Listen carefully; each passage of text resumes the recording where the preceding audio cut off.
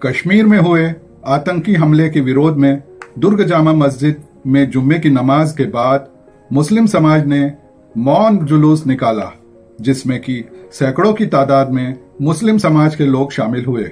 दुर्ग जामा मस्जिद के इमाम साहबुद्दीन एवं हमीद खोखर के नेतृत्व में निकाले गए इस जुलूस में मुस्लिम समाज के लोगों ने तीव्र निंदा करते हुए भारत सरकार से जल्द बदला लेने का आह्वान किया। मीडिया से बात करते हुए मुस्लिम समाज के गणमान्य लोगों ने जुलूस निकालने का मकसद इस प्रकार से बताया। दुर्ग शहर में तमाम मुसलमानों की जानिब से काली पट्टी बांधकर खामोश जो जुलूस निकाला गया, उसका मकसद ये है कि कल कश्मीर के पुलवामा में जो आतंकी हमला हुआ, उस हमले में हमारे CRPF के जवान शहीद हुए, उनका नाजायज़ और नाहक कत्ल किया गया। इसलिए हम हिंदुस्तान के नागरिक होने की हैसियत से, सच्चे देशभक्त होने की हैसियत से हम उनके गम में शरीक होने का इजहार करते हैं, ऐलान करते हैं और हुकूमत हिंद से ये गुजारिश करते हैं कि आप उनको जल्द से जल्द पकड़कर उन तमाम जालिमों को, दहशतगर्दों को कैफरे किरदार तक पहुंचाएं, उन्हें सज़ा दें और जो हमारा रूल और हमारा संविधान जिस तरीके से इस मसले को हल करने की इजाज़त देता है, उसे हल किया जाए। अमन, भाईचारगी और मोहब्बत की फ़िज़ा कायम रहे। खून किसी का भी बहे, वो इंसान का बहता है। उसमें हम बड़े और सख्त अल्फाज में ये हुकूमत हिंद और वज़ीर आज़म से ये गुजारिश करते हैं कि उन शोहदा के गम को ताज़ा रखने के लिए उनके ऊपर जो जुल्म किया गया, उन तमाम जालिमों और दहशतगर्दों को सज़ा दें, क्योंकि इस्लाम इस चीज़ का हुक्म देता है कि जालिम के जुल्म के ख़िलाफ़ भी अगर आप खामोश रहेंगे तो ये भी गुनाह है।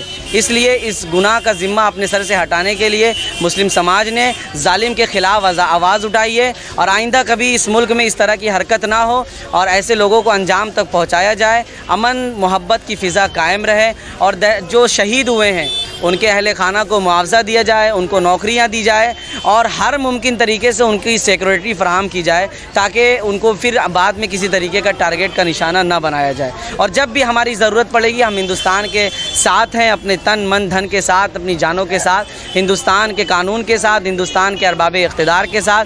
हमारा सपोर्ट हर वक्त उनके साथ है और हमारी दुआएँ उनके साथ हैं। हमला हुआ है और हमारे 42 सिपाही उसमें शहीद हुए हैं, जिसके लिए हम गम और गुस्से का इज़हार करते हैं और शहीदों के परिवार से हम संवेदना व्यक्त करते हैं।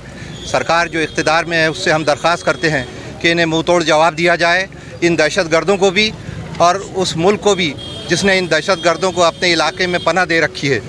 और दुआ करते हैं कि अल्लाह ताला उन तमाम शोहदा के जो घर वाले हैं, बच्चे हैं, उनको सब्र जमील अता करे और सरकार जल्द से जल्द उनके तरफ तवज्जो दे, उनकी माली इमदाद करे, उनके जो जवान बच्चे बहन भाई हैं उनको नौकरी दें और आइंदा ऐसी हरकत फिर से दुश्मन हमारे मुल्क की सरहद के अंदर आकर करने की कोशिश न करें।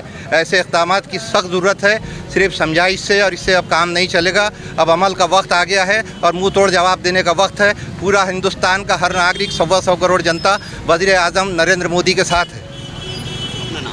मेरा नाम रौनक जमाल, पोल्ट्री व्यवसाय है, दुर्ग आदर्श नगर का रहने वाला हूँ। पुलवामा में हुए जो आतंकी हमला, हमारे जो देश के वीर सपूत 42 लोगों की जो निर्हन हत्या की गई है, जो शहीद हुए, उनकी श्रद्धांजलि के लिए जुमे की नमाज के बाद हम लोगों ने इमाम साहब के साथ मिलकर अल्पसंख्यक समाज के सभी लोगों ने निंदा करते हुए एक मौन रैली निकाली है।